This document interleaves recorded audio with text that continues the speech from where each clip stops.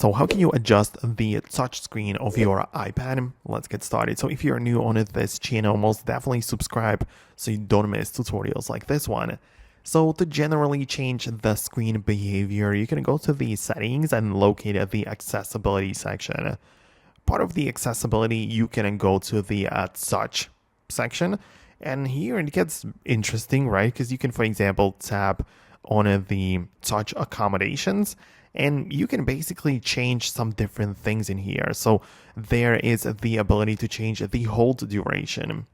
This just means that you don't just tap the screen just for short period of time to make it recognized, but you can bump up the time and, for example, decide that you need to be touching one button for a whole second for the screen to recognize your touch, right? So that's just one example.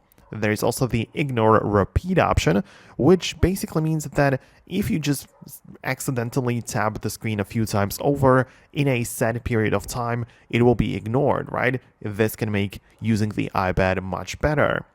Then there's also the specific touch accommodations. In here, you also have the tap assistance.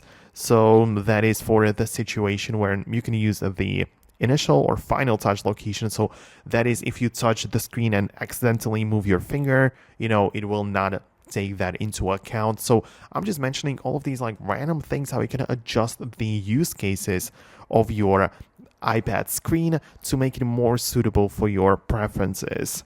Obviously, there are more things you can do in here. The accessibility settings is full of those changes. So if you have something very specific in mind that you kind of have to struggle with, or you don't know how to set up, let me know about that below in the comments. It's possible I'll make an updated video just about that. But thanks a lot, and I'll talk to you later in the future uploads.